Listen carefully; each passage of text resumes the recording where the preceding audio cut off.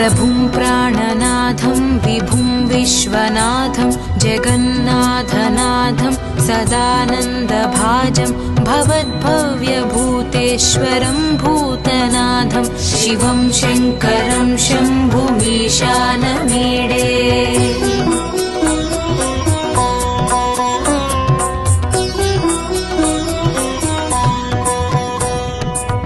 गळेरुण्डमालं तनौ सर्पजालं महाकालकालं गणेशादिपालं जटाजूटगङ्गोत्तरं गैर्विशालं शिवं शङ्करं शम्भुमीशानमीडे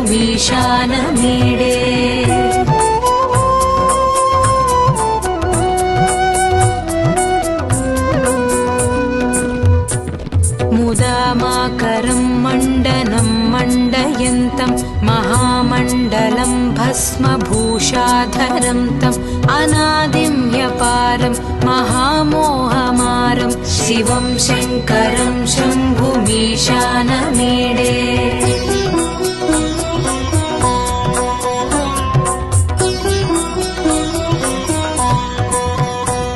वटाधो निवासं महाटाट्टहासं महापापनाशं सदा सुप्रकाशं गिरीशं गणेशं सुरेशं महेशं शिवं शङ्करं शम्भुमीशानमीडे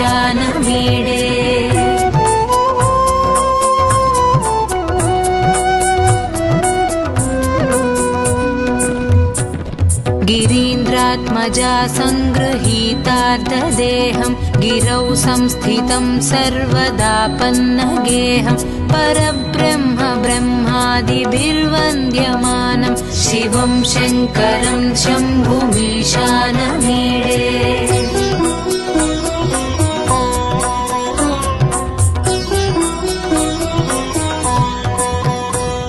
कपालं त्रिशूलं कराभ्यां दधानं पदाम्भोजनं रायकामं ददानं बलिवर्धमानं सुराणां प्रधानं शिवं शङ्करं शम्भुमीशानमीडे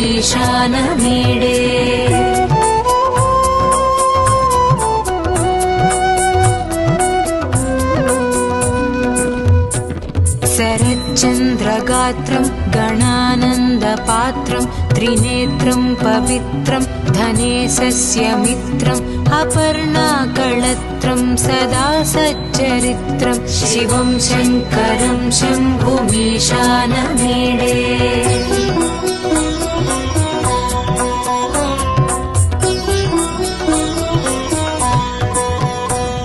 हरं सर्पहारं चिताभूविहारं भवं वेदसारं सदा निर्विकारं श्मशाने वसन्तं मनोजं दहन्तं शिवं शङ्करं शम्भुमीशानमीडे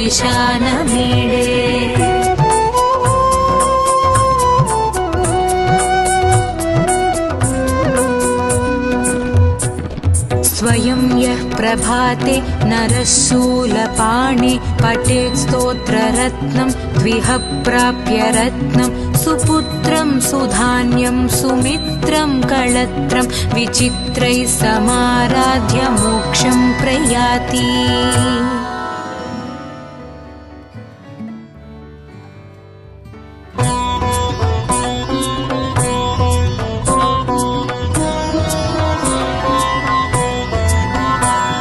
प्रभुं प्राणनाथं विभुं विश्वनाथं जगन्नाथनाथं सदानन्दभाजं भवद्भव्यभूतेश्वरं भूतनाथं शिवं शङ्करं शम्भुमीशानमीडे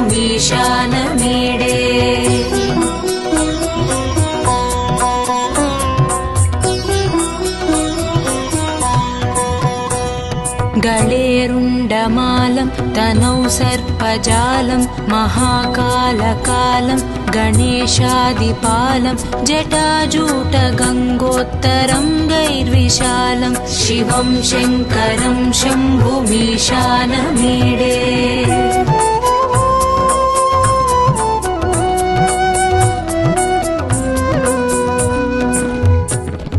मुदामाकरं मण्डनं मण्डयन्तं महामण्डलं कालं भस्मभूषाधरं तम् अनादिं ह्यपारं महामोहमारं शिवं शङ्करं शम्भुमीशानमीडे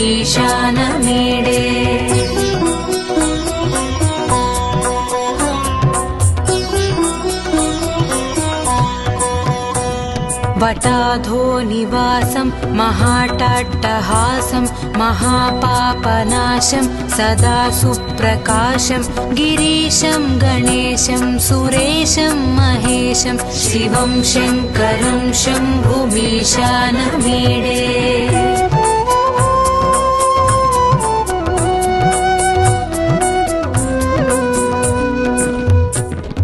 गिरीन्द्रात्मजा सङ्गृहीतार्धदेहं गिरौ संस्थितं सर्वदापन्नगेहं परब्रह्म ब्रह्मादिभिर्वन्द्यमानं शिवं शङ्करं शम्भुमीशानमीडे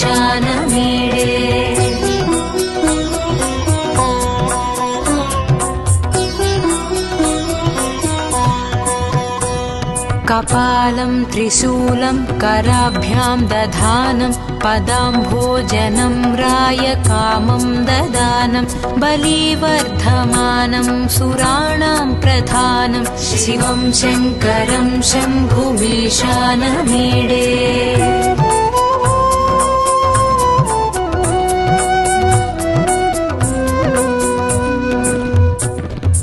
शरच्चन्द्रगात्रं गणानन्दपात्रं त्रिनेत्रं पवित्रं धनेशस्य मित्रम् अपर्णाकळत्रं सदा सच्चरित्रं शिवं शङ्करं शम्भुमीशानमीडे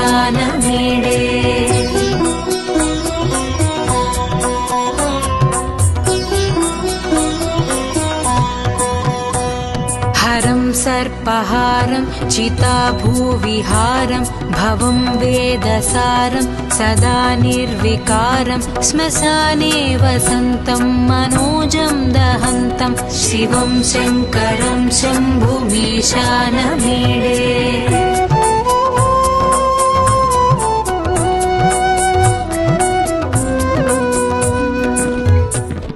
स्वयं यः प्रभाते नरः शूलपाणे पठेत् स्तोत्ररत्नं द्विह प्राप्य रत्नं सुपुत्रं सुधान्यं सुमित्रं कळत्रं विचित्रैः समाराध्य मोक्षं प्रयाति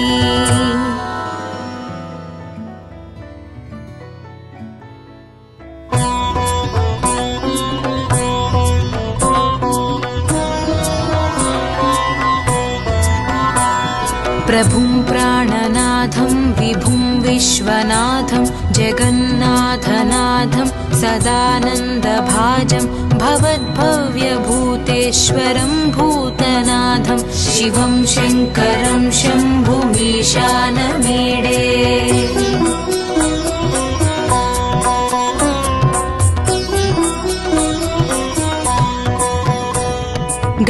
गळेरुण्डमालं तनौ सर्पजालं महाकालकालं गणेशादिपालं जटाजूटगङ्गोत्तरं गैर्विशालं शिवं शङ्करं शम्भुमीशानमीडे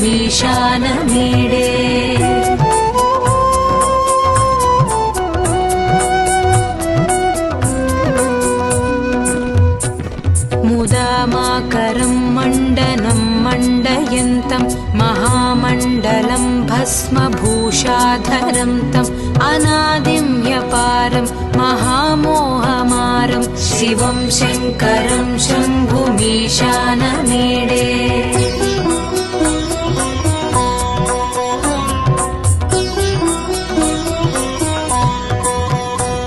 वटाधो निवासं महाटाट्टहासं महापापनाशं सदा सुप्रकाशं गिरीशं गणेशं सुरेशं महेशं शिवं शङ्करं शम्भुमीशानमीडे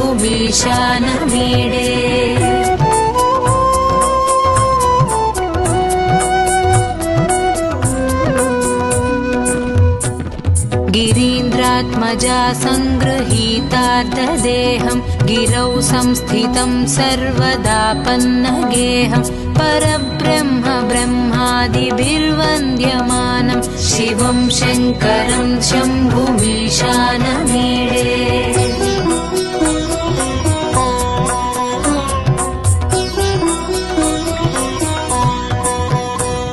कपालं त्रिशूलं कराभ्यां दधानं पदाम्भोजनं रायकामं ददानं बलिवर्धमानं सुराणां प्रधानं शिवं शङ्करं शम्भुमीशानमीडे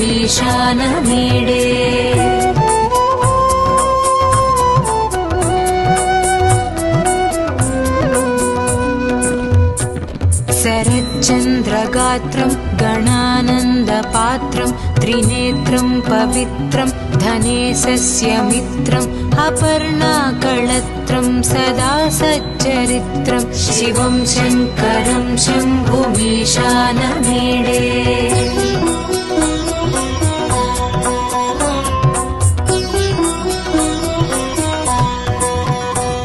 हरं सर्पहारं चिताभूविहारं भवं वेदसारं सदा निर्विकारं श्मशाने वसन्तं मनोजं दहन्तं शिवं शङ्करं शम्भुमीशानमीडे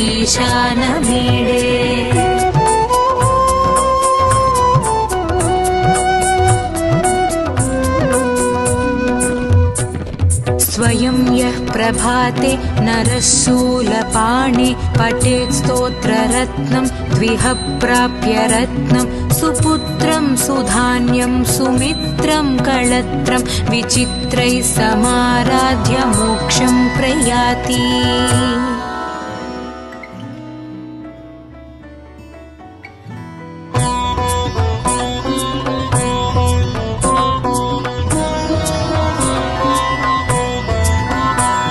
प्रभुं प्राणनाथं विभुं विश्वनाथं जगन्नाथनाथं सदानन्दभाजं भवद्भव्यभूतेश्वरं भूतनाथं शिवं शङ्करं शम्भुमीशानमीडे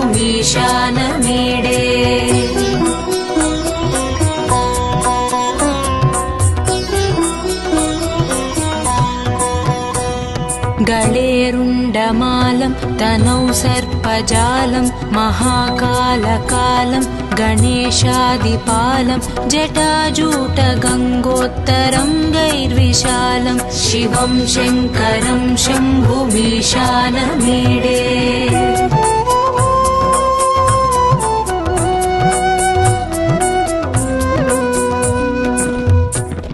मुदामाकरं मण्डनं मण्डयन्तं महामण्डलं भस्मभूषाधरं तम् अनादिं ह्यपारं महामोहमारं शिवं शङ्करं शम्भुमीशानमीडे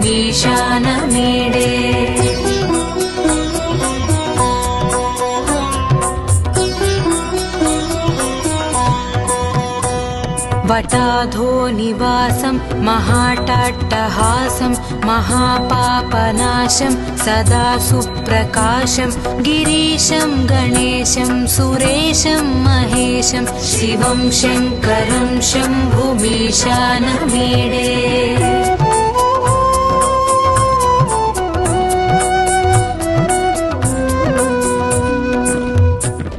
गिरीन्द्रात्मजा सङ्गृहीतार्तदेहं गिरौ संस्थितं सर्वदा पन्नगेहं परब्रह्म ब्रह्मादिभिर्वन्द्यमानं शिवं शङ्करं शम्भुमीशानमीडे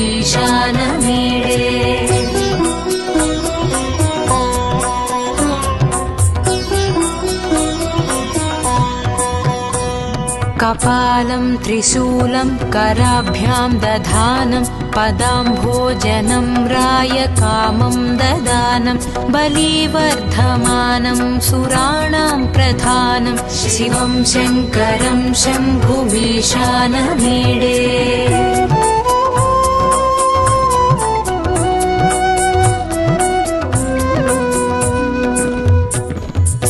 शरच्चन्द्रगात्रं गणानन्दपात्रं त्रिनेत्रं पवित्रं धनेशस्य मित्रम् अपर्णाकळत्रं सदा सच्चरित्रं शिवं शङ्करं शम्भुमीशानमीडे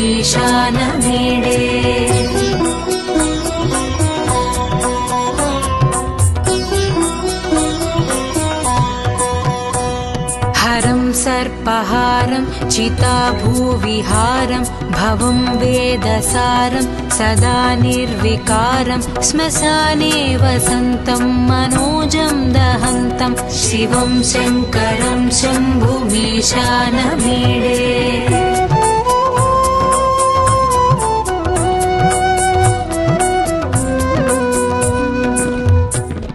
स्वयं यः प्रभाते नरः शूलपाणे पठेत् स्तोत्ररत्नं द्विह प्राप्य रत्नं सुपुत्रं सुधान्यं सुमित्रं कळत्रं विचित्रैः समाराध्य मोक्षं प्रयाति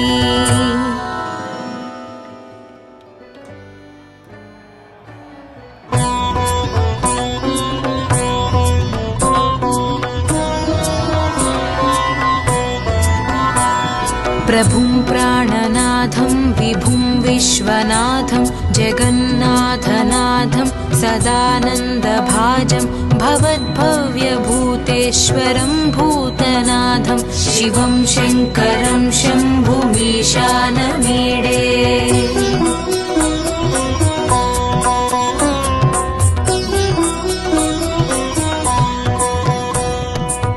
गळेरुण्डमालं तनौ सर्पजालं महाकालकालं गणेशादिपालं जटाजूटगङ्गोत्तरङ्गैर्विशालं शिवं शङ्करं शम्भुमीशानमीडे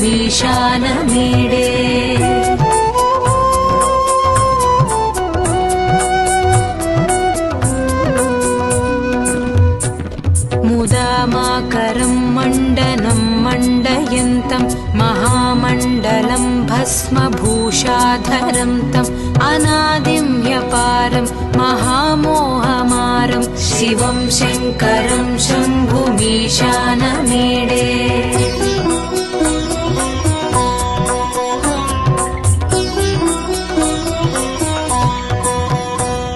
वटाधो निवासं महाटाट्टहासं महापापनाशं सदा सुप्रकाशं गिरीशं गणेशं सुरेशं महेशं शिवं शङ्करं शम्भुमीशानमीडे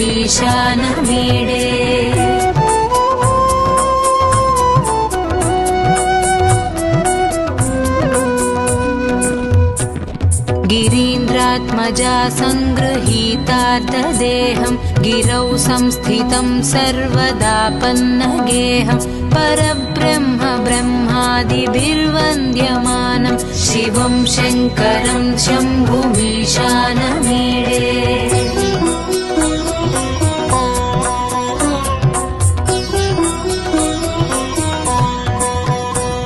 कपालं त्रिशूलं कराभ्यां दधानं पदाम्भोजनं रायकामं ददानं बलिवर्धमानं सुराणां प्रधानं शिवं शङ्करं शम्भुमीशानमीडे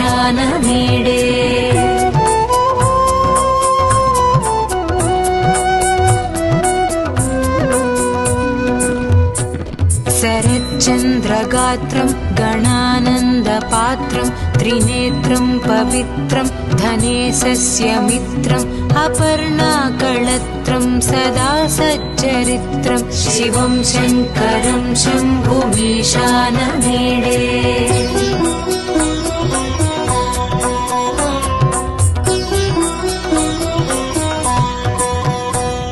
हरं सर्पहारं चिताभूविहारं भवं वेदसारं सदा निर्विकारं श्मशाने वसन्तं मनोजं दहन्तं शिवं शङ्करं शम्भुमीशानमीडे